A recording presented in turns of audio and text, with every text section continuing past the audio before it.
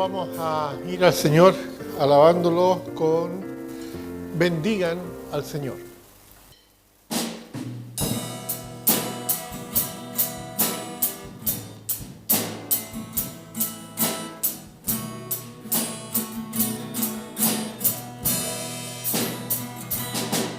Bendigan al Señor, siervos del Altísimo,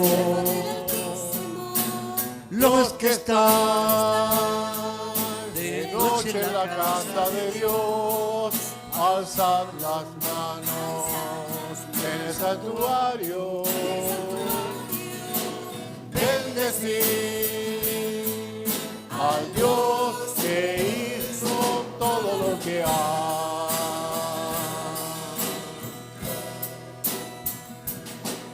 Bendigan al Señor, siervos del Altísimo,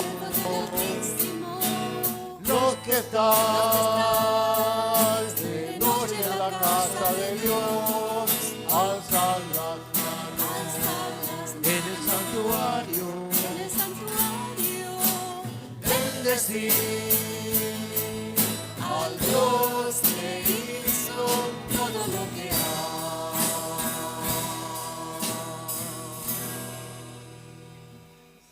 Permaneciendo en pie, vamos a cantar la siguiente alabanza que es Bellas Palabras de Dios.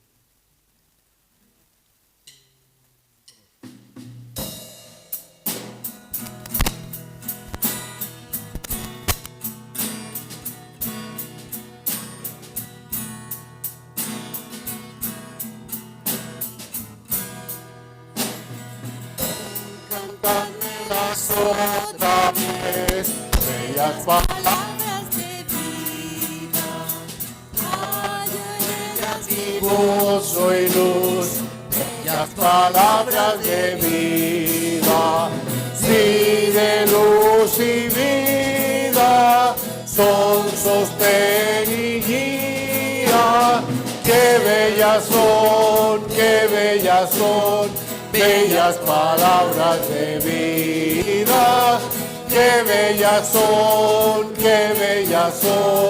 bellas palabras de vida. Jesucristo a todos da bellas palabras de vida. Él llamándote hoy está, bellas palabras de vida. Bondadoso te salva y al cielo te llama. Qué bellas son, bellas palabras de vida. Qué bellas son, bellas palabras de vida. Grato el cántico sonará, bellas palabras de vida. Tus pecados perdonará, bellas palabras de vida. Sí, de luz y vida, son sostén y guía. Qué bellas son, bellas palabras de vida. Qué bellas son, bellas palabras de vida. Pueden tomar asiento. Muchas gracias, hermanos. Hemos estado viendo algo que es importante recordar, sobre todo en los tiempos que estamos viviendo, y entender que la palabra de Dios no ha perdido vigencia, sino todo lo contrario. Nos damos cuenta que todo lo que ella dice, ¿no es cierto?, es cierto. No hay nada en ella que sea una fábula o una invención, sino que lo que dice la Biblia lo ha dicho Dios y Dios no miente. Las cosas suceden tal como Él lo dice. Y estamos llegando a la última parte de lo que podría ser la historia humana. ¿Ya? Todo lo que es la profecía bíblica antes del fin ya se ha cumplido, falta muy poco. Y hemos estado viendo, por ejemplo, la religión con respecto a la profecía bíblica. Vimos la guerra y el terrorismo en relación a la profecía bíblica. Vimos también el colapso moral que la profecía bíblica dice que va a suceder en los últimos tiempos. Y también el domingo pasado la economía en la profecía bíblica. Hoy nos toca un nuevo tema que es el pueblo de Dios en la profecía bíblica. El pueblo de Dios en la profecía bíblica. Pero antes de ir más allá vamos a tener un momento de oración. Les pido inclinar los rostros, cerrar los ojos. Padre Santo, damos gracias, Señor, por el privilegio que tenemos de escudriñar su palabra.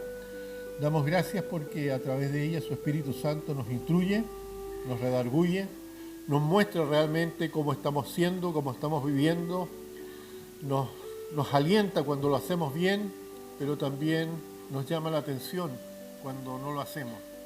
Pedimos, Señor, que el día de hoy podamos también entender un poco más de su palabra, y si hay alguien sin Cristo pueda darse cuenta que los tiempos son especiales.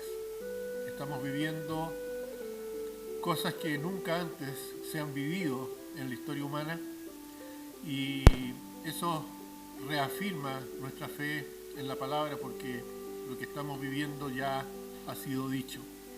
Pido que si hay alguien sin Cristo, tanto aquí como quienes están viendo este video, esta transmisión, piensen en su vida espiritual y tomen la decisión de pedir perdón por sus pecados y aceptar a Cristo como Señor y Salvador.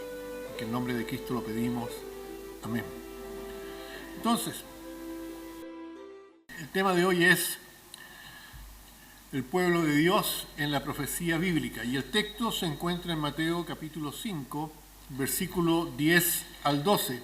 Mateo 5, 10 al 12, donde dice: bienaventurados los que padecen persecución por causa de la justicia, porque de ellos es el reino de los cielos. Bienaventurados sois cuando por mi causa os vituperen y os persigan y digan toda clase de mal contra vosotros, mintiendo. Gozaos y alegraos, porque vuestro galardón es grande en los cielos, porque así persiguieron a los profetas que fueron antes de vosotros. Entonces, bajo la introducción, tenemos que el pueblo de Dios pagará un precio, y esto lo tenemos que entender nosotros, ¿no es cierto? El pueblo de Dios pagará un precio por nuestra relación con Él. El hecho de que para nosotros Dios sea nuestro Padre y Jesucristo sea nuestro Salvador es algo inquietante para aquellos que no creen, y sobre todo para el enemigo nuestro, que es Satanás. La Biblia dice que por eso él va a estar oponiéndose a todo lo que se llame Dios y tratando de hacer que los cristianos perdamos nuestro testimonio. Él va a estar haciendo zancadillas, él va a estar, dice la Biblia, poniendo lazos para que nuestro testimonio no sea efectivo. Por eso, que entendamos que cualquier cosa que ocurra al cristiano durante esta época no escapa de lo que Dios ha dicho. El Señor Jesucristo le dijo a sus discípulos: en el mundo tendréis aflicción. En ninguna parte de la Biblia se dice que los cristianos vamos a vivir una vida color de rosa. En el mundo tendréis aflicción, lo dijo Cristo. Pero agregó: pero confiad, yo he vencido al mundo. La letra B: el pueblo de Dios pagará un precio por nuestra relación con su nombre. El hecho de que nosotros nos digamos cristianos, ¿ya?, inmediatamente nos relaciona con Jesucristo. El hecho de que nosotros nos llamemos cristianos habla de una relación que tenemos con el Salvador. Y esa relación habla de la forma en que debemos vivir. La Biblia se nos dice que los cristianos debemos vivir como es digno del Evangelio. que si decimos que somos cristianos tenemos que actuar como cristianos, vivir como cristianos y quienes nos vean puedan ver a Jesucristo reflejado en nosotros. ¿Ya? Esa relación causa escozor, esa relación causa molestia para aquellos que están en contra de lo que Cristo enseña. ¿Ya? Ustedes tienen que haber palpado ya que muchas veces que ustedes han hablado con respecto a la fe que tienen ustedes, inmediatamente se les critica, inmediatamente se les dice que no tienen que hacer las cosas así y que no estamos entendiendo realmente lo que la Biblia nos dice. Hermanos, es cierto que la Biblia muchas veces habla en forma de parábolas, es cierto que la Biblia muchas veces nos da ejemplos, pero en el fondo nosotros tenemos que tomar la Biblia tal como lo dice. ¿Ya? Lo digo en forma... A mí me causó un poco de extrañeza conversando esta semana que pasó con una sobrina, que ella no está de acuerdo con disciplinar a los hijos con vara. ¿Ya? Nosotros sabemos que la Biblia dice que el padre que ama al hijo lo disciplina. Y en Proverbios habla de que nosotros tenemos que aplicar la vara. ¿Ya? Un papá no tiene que pegarle al hijo enojado. Papá no tiene que pegarle a un hijo con la mano. Por eso que se habla de la vara, algo que sea neutro. ¿Ya? Pero la Biblia habla de castigar. La Biblia dice que Dios, al que ama, disciplina y azota al que recibe por hijo. Y eso no está hablando de algo, ese azote o la vara no es algo figurativo solamente, está hablando del castigo físico, ¿ya? Pero bien ejecutado, no abusando del niño. Se supone que un padre cristiano no va a abusar de sus hijos, ¿ya? Ahora, si lo hace, es condenable, pero la Biblia dice que tiene que hacerse. Que el hijo que no es disciplinado avergüenza a los padres. Pero cada vez que nosotros tocamos temas como eso, temas como el aborto, temas como el matrimonio entre hombre y mujer, el mundo entero empieza a cuestionar lo que Cristo dice. ¿Ya? Por eso que va a haber que pagar un precio por esta relación con su nombre. Letra C, este precio está profetizado en las Escrituras. La Biblia dice que va a ser así. Número 1, Romano. Jesucristo habló palabras proféticas en cuanto al sufrimiento de la iglesia primitiva por él. Desde que la iglesia es iglesia, por su relación con Cristo, iba a experimentar ese sufrimiento. Letra A, por ejemplo, en el Sermón del Monte, algo que estuvimos leyendo en la lectura bíblica antes y también que es parte de nuestro texto de hoy. En el Sermón del Monte, en Mateo 5, versículo 10 al 12, dice, hablando Cristo a sus discípulos, hablando Cristo a esta iglesia en cierne. Dice, bienaventurados los que padecen persecución por causa de la justicia, porque de ellos es el reino de los cielos. Y entendamos aquí que cuando se habla de la justicia en este versículo, se habla de la vida según Cristo, se habla del vivir según la forma en que Cristo dice que debemos vivir. No estamos hablando aquí de que alguien roba y por causa de la justicia es perseguido. No estamos hablando de eso. Estamos hablando de, por ser cristiano, que se nos persiga. ¿Ya? Dice, bienaventurados los que padecen persecución por causa de la justicia o por el nombre de Cristo, porque de ellos es el reino de los cielos.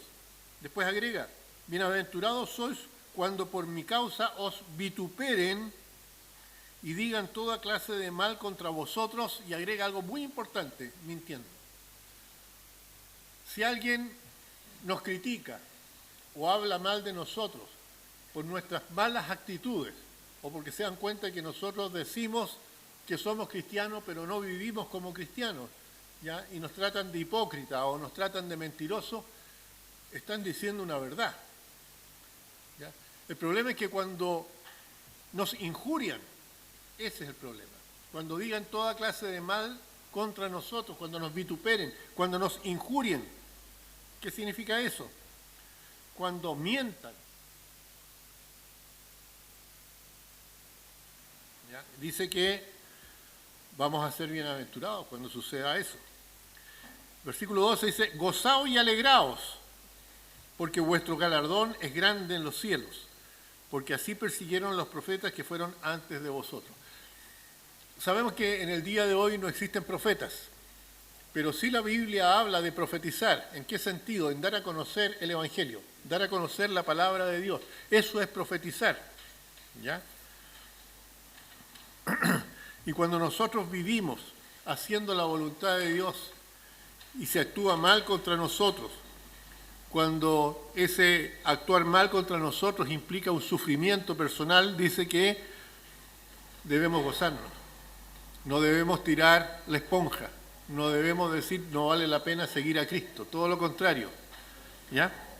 Letra B, en su carta a la iglesia de Esmirna, cuando Juan, ¿no es cierto?, el apóstol, escribe el libro de Apocalipsis, inspirado por Dios, él escribe una carta a la iglesia de Esmirna. En Apocalipsis 2:10 dice, no temas nada lo que vas a padecer. ¿Ya? He aquí el diablo echará a alguno de vosotros en la cárcel para que seáis probados y tendréis tribulación por 10 días.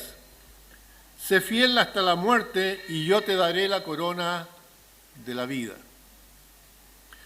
Sabemos que esas 7 cartas que aparecen en Apocalipsis hablan de 7 períodos de la iglesia, pero también en cada período de la iglesia existían iglesias con las características de cada una de estas 7 cartas. Hoy en día estamos viviendo en el período de la última carta, que se llama la Odisea, ¿ya?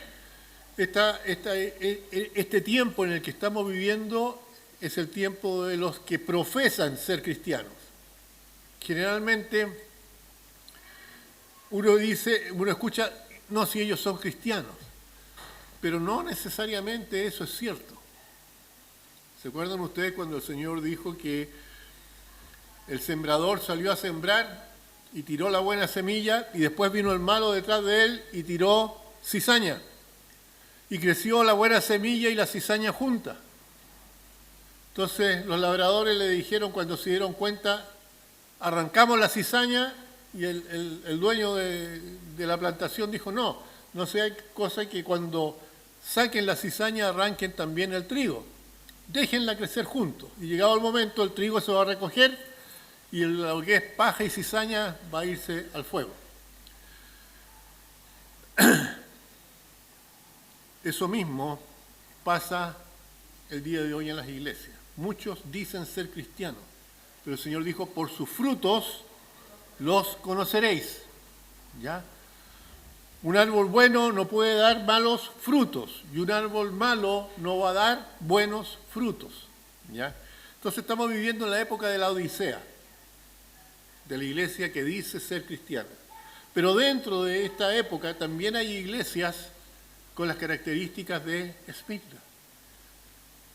Hay países, y me decían ayer o anteayer que había salido en internet que habían encontrado a 70 cristianos degollados en África, en el Congo. Claro, en el Congo. Hay países donde hoy en día se está persiguiendo y matando a los cristianos, esencialmente por musulmanes. Entonces, a pesar de eso, el Señor nos dice, como le dice a Esmirna, no temas lo que vas a padecer. Nosotros no tenemos ese problema hoy en día. Pero hay cristianos en el mundo que sí lo están teniendo. ¿Ya? Letra C. Nos enseñó a regocijarnos y alegrarnos por nuestro sufrimiento por Él. ¿Ya? El versículo 12 decía, gozaos y alegraos porque vuestro galardón es grande en los cielos, porque así persiguieron a los profetas que fueron antes de vosotros. Entonces no nos debe extrañar cuando usted, hermano, usted, hermana, se vea en situaciones difíciles por su fe.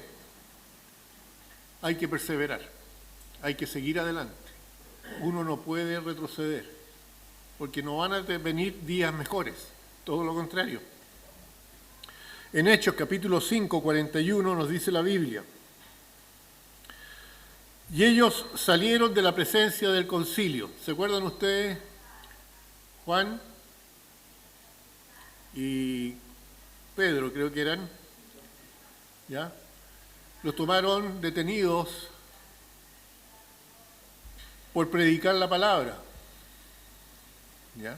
Y los llevaron ante el concilio. Y estando en el concilio, ellos dijeron, ¿qué creen ustedes? ¿Qué es mejor? ¿Obedecer a los hombres o obedecer a Dios? Y eso puso en jaque a la gente que estaba en el concilio. Y Gamaliel dijo, no le hagan nada. Si no es de Dios, esto va a desaparecer. Y si es de Dios, no lo podemos detener. Y ahí viene este versículo, dice, y ellos salieron de la presencia del concilio gozosos de haber sido tenidos por dignos de padecer afrenta por causa del nombre. ¿Ya? Por hablar de Cristo, por predicar, por testificar, fueron tomados presos. Y ellos, en lugar de enojarse con Dios y decir, mira, por hacer lo que tú nos estás pidiendo, nos meten presos, ellos se sintieron gozosos de haber tenido el privilegio, ¿ya?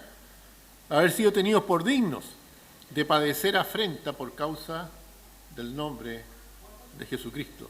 Y en 1 de Pedro 3,14 dice, mas también si alguna cosa padecéis por causa de la justicia, bienaventurados sois. Y nuevamente les repito, cuando aquí se habla por causa de la justicia, se refiere al hecho de sufrir por vivir como Cristo manda.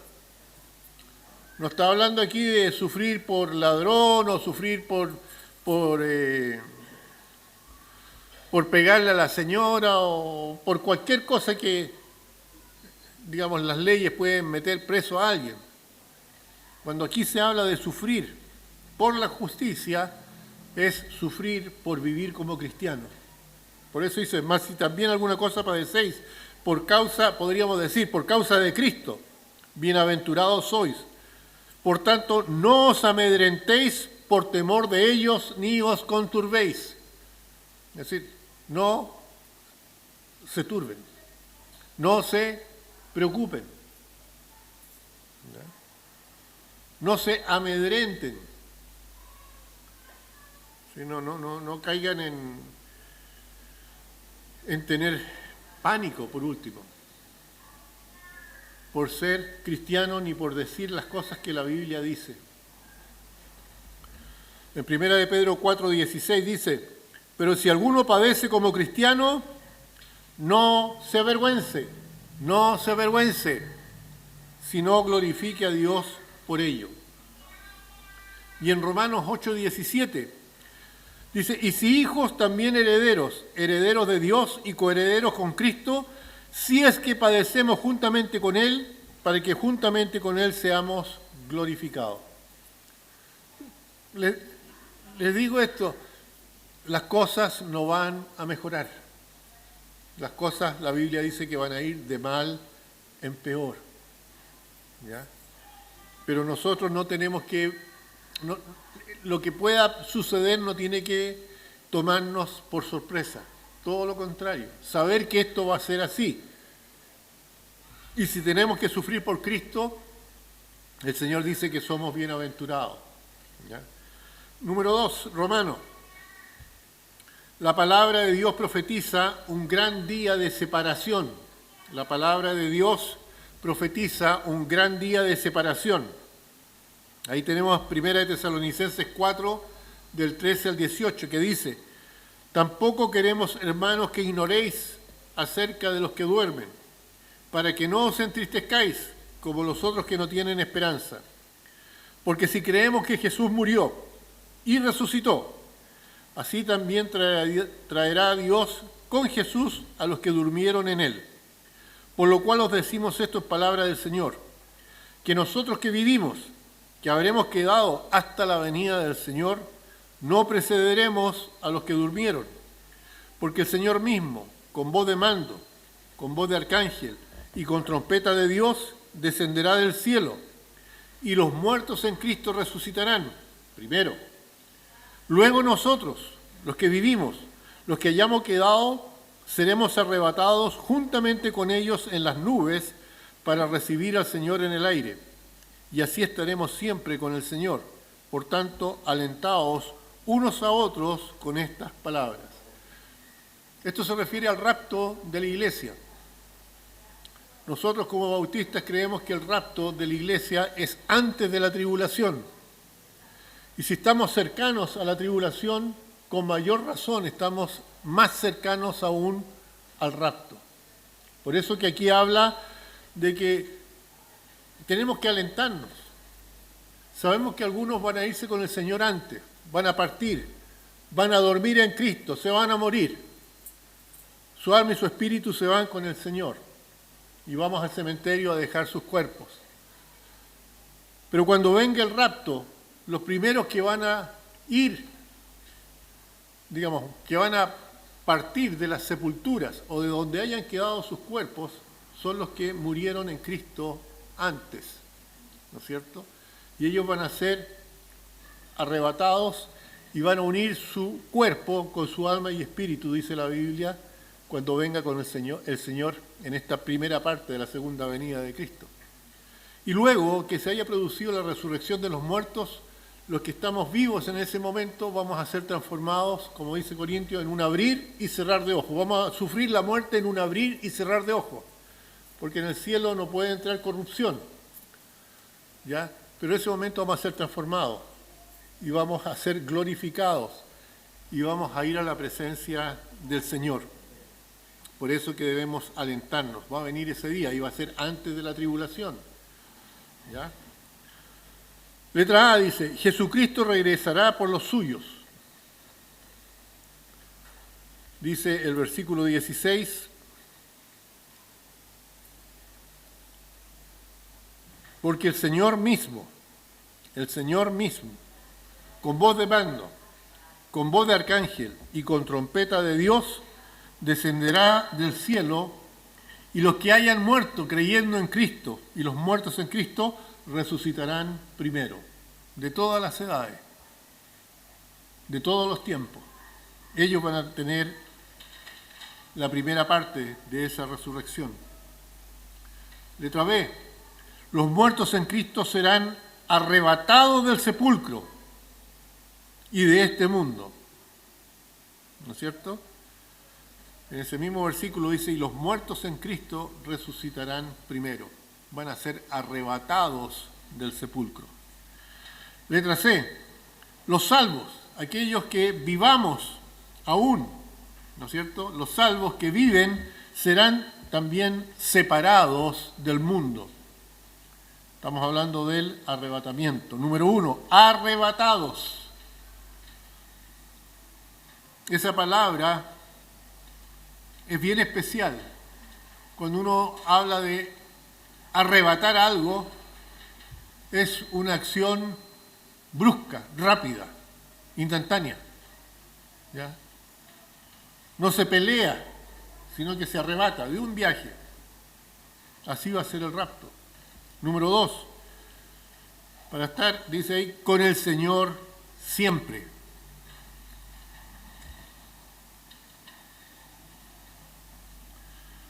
Número 3, Romanos.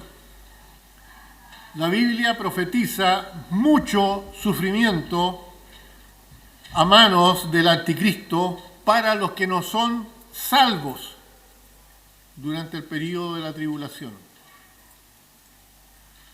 Después de que ocurra el rapto, vendrá lo que se llama la tribulación, que tiene dos partes, ¿no es cierto? La segunda parte, los segundos 3 años y medio, se llama la gran tribulación. Y durante ese tiempo, la Biblia dice que quienes no tuvieron parte en el rapto, ya sea que fueron arrebatados del sepulcro o de que estuvieran vivos y se fueran transformados, los que queden, dice la Biblia, que van a creer la mentira del anticristo. Y durante la tribulación van a tener que sufrir todo lo que va a ocurrir en aquella época. La tribulación se llama el tiempo de angustia de Jacob. Dios va a estar tratando principalmente con el pueblo judío durante la tribulación, pero los efectos secundarios de ese trato con el pueblo de Israel va a tocar a todos los que no son israelitas y que hayan entrado en la tribulación. En Apocalipsis capítulo 7, versículo 9 al 17 dice lo siguiente. Voy a repetir el encabezado del número 3 romano. Dice, la Biblia profetiza mucho sufrimiento a mano del anticristo para los que son salvos durante el periodo de la tribulación. Va a haber un grupo de personas que gracias al testimonio de los 144.000 testigos, esos testigos que son judíos, vírgenes, dice la Biblia, van a dar a conocer el evangelio del reino durante la tribulación. Y algunas personas van a creer lo que ellos van a transmitir. Y van a creer durante un periodo en que el solo hecho de creer en Dios va a significar la muerte. Por eso que dice aquí que los que son salvos durante ese periodo van a sufrir mucho. Apocalipsis 7, bueno, aparte de todos los que son incrédulos, también van a sufrir durante ese tiempo. En Apocalipsis 7, versículo 19 al 17 dice, después de esto miré, y aquí una gran multitud, la cual nadie podía contar, de todas las naciones, tribus y pueblos y lenguas, que estaban delante del trono y en la presencia del Cordero, vestidos de ropas blancas y con palmas en las manos. No se olviden que ya ocurrió el rapto, esto es lo que sucede durante la tribulación. Y clamaban a gran voz, diciendo, la salvación pertenece a nuestro Dios que está sentado en el trono y al Cordero. Y todos los ángeles estaban en pie alrededor del trono, y de los ancianos, y de los 4 seres vivientes, y se postraron sobre sus rostros delante del trono, y adoraron a Dios, diciendo, amén, la bendición y la gloria y la sabiduría y la acción de gracias y la honra y el poder y la fortaleza sean a nuestro Dios por los siglos de los siglos. Entonces, uno de los ancianos habló diciéndome, estos que están vestidos de ropas blancas, ¿quiénes son y de dónde han venido? Yo le dije, Señor, tú lo sabes. Y él me dijo, estos son los que han salido de la gran tribulación y han lavado sus ropas y las han emblanquecido en la sangre del Cordero. Por esto están delante del trono de Dios y le sirven día y noche en su templo. Y el que está sentado sobre el trono extenderá su tabernáculo sobre ellos. Y no tendrán hambre ni sed, y el sol no caerá más sobre ellos, ni calor alguno, porque el Cordero que está en medio del trono los pastoreará, y los guiará a fuentes de agua de vida, y Dios enjugará toda lágrima de los ojos de ellos. ¿Ya? Esto es toda la gente que muere durante la tribulación, creyendo en Cristo, o por creer en Cristo. Letra A. Los que son muertos descritos en el 5º sello. Apocalipsis 6, del 9 al 11. Dice, cuando abrió el 5º sello, vi bajo el altar las almas de los que habían sido muertos por causa de la palabra de Dios y por el testimonio que tenían, y clamaban a gran voz diciendo: ¿Hasta cuándo, Señor santo y verdadero, nos juzgas y vengas nuestra sangre en los que moran en la tierra? Y se le dieron vestiduras blancas. Estos son los que se hacía referencia anteriormente. Y se le dieron vestiduras blancas. Y se les dijo que descansasen todavía un poco de tiempo hasta que se completara el número de sus consiervos y sus hermanos, que también habrían de ser muertos como ellos. ¿Ya? Entonces tenemos los muertos por la palabra de Dios, los muertos por el testimonio que tuvieron, y los consiervos, sus consiervos, letra D, y sus hermanos también sufrirían muerte. Te lo repito, letra B, los muertos por la palabra de Dios, los muertos por el testimonio que tuvieron, letra C, sus consiervos y sus hermanos también sufrirán muerte. En Apocalipsis capítulo 13, versículo 7 se agrega: y se le permitió hacer la guerra contra los santos, al anticristo, ¿no es cierto?, y vencerlos. Y también se le dio autoridad sobre toda tribu, pueblo, lengua y nación. Por eso que pudo matarlos. ¿Ya? Número 4, Romano. La Biblia profetiza que el pueblo de Dios reinará y gobernará con Cristo. ¿Cuándo va a suceder esto? Letra A, al final de la gran tribulación, cuando todo ese tiempo termine. Al final de la gran tribulación, el pueblo de Dios regresará a la tierra con Cristo, formando sus ejércitos. ¿Ya? Satanás y la Trinidad satánica no se va a rendir, sino que va a tratar de pelear contra Dios, contra Cristo. En Apocalipsis 19, 11 al 14 dice: entonces vi el cielo abierto, y aquí un caballo blanco, y el que lo montaba se llamaba Fiel y Verdadero, y con justicia juzga y pelea. Sus ojos eran como llama de fuego, y había en su cabeza muchas diademas, y tenía un nombre escrito que ninguno conocía sino él mismo, y estaba vestido de ropa teñida de sangre, y su nombre es el Verbo de Dios. Y los ejércitos celestiales, vestidos de lino finísimo, blanco y limpio, le seguían en caballos blancos. Ahí tenemos quien dirige el ejército de Dios, ¿no es cierto? Es el mismo Señor Jesucristo, el Verbo de Dios. Y lo siguen todos los que fueron arrebatados en el rapto. Y todos los que murieron en Cristo antes. Letra B, el pueblo de Dios reinará con Cristo. Apocalipsis 20, versículos 4 y 6 dice: y vi tronos, y se sentaron sobre ellos los que recibieron facultad de juzgar.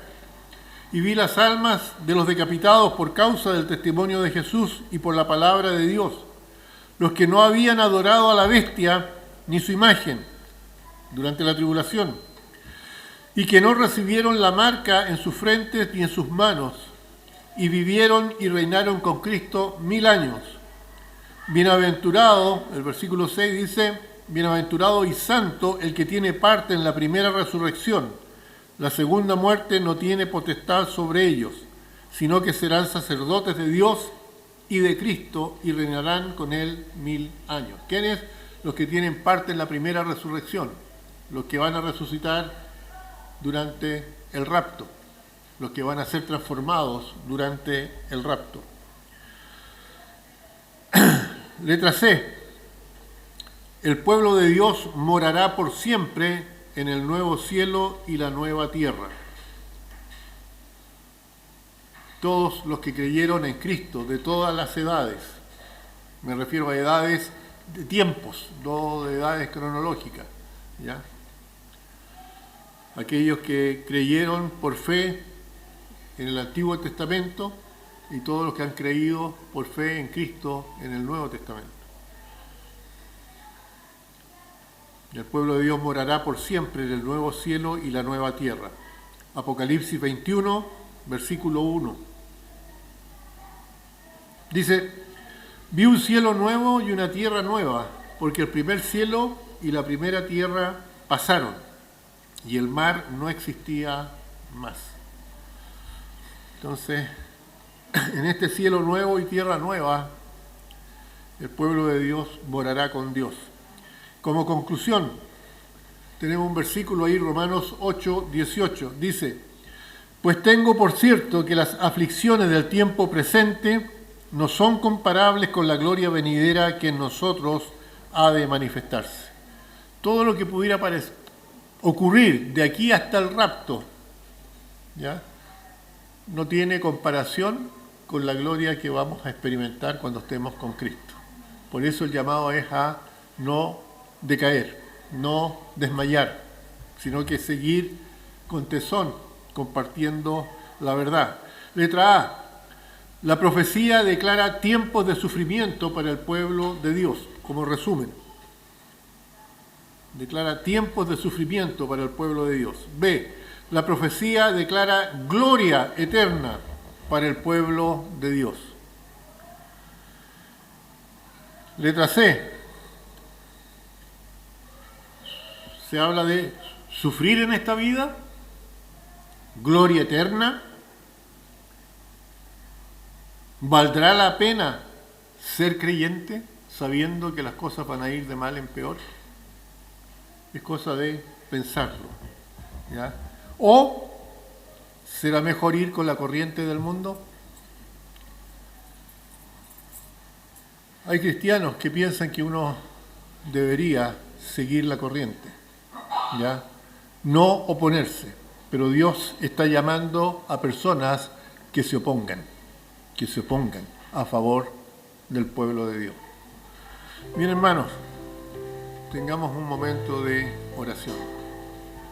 Padre Santo, damos gracias, Señor, porque usted en su palabra nos habla de las cosas que van a venir y nos llama a no tener miedo, nos llama a permanecer firmes, que nuestra fe no se desanime. Por eso mismo que pedimos a aquellos que aún no han tomado conciencia de la importancia de la parte espiritual de sus vidas, que piensen en ello. La Biblia dice: el que tiene al Hijo, tiene la vida. El que no tiene al Hijo, no tiene la vida, sino que la ira de Dios está sobre él. Mientras hay vida, mientras estamos respirando, hay posibilidades de arreglar cuentas con Dios. Dios nos dice: venid luego y estemos a cuenta. Aunque tus pecados fueran rojos como el carmesí, pueden ser limpiados y transformarse en blanca lana.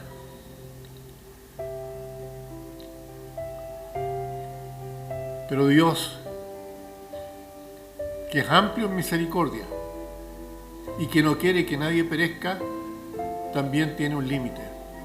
Y así como un día cerró la puerta del arca, un día también vendrá a buscar a los suyos y los arrebatará. Ojalá que tú quieras estar entre aquellos. Ojalá que tú quieras ser llamado hijo de Dios. Ojalá que tú quieras tener a Cristo como Señor y Salvador. Ojalá que tú quieras tener tus pecados perdonados. Ojalá tú quieras poder vivir la vida como Cristo dice que debemos vivirla. La decisión es tuya. Si tú quieres, puedes, donde estás, arrodillarte, pedir perdón a Dios por tus pecados y decirle a Él que tú aceptas a Cristo como tu Señor y Salvador personal. Nadie más lo puede hacer por ti. Y quizás hoy es el día de tu salvación si tú tomas en cuenta estas palabras y aceptas a Cristo como Señor y Salvador. Padre Santo, damos gracias por todo, en el nombre de Cristo. Amén. Que el Señor les bendiga.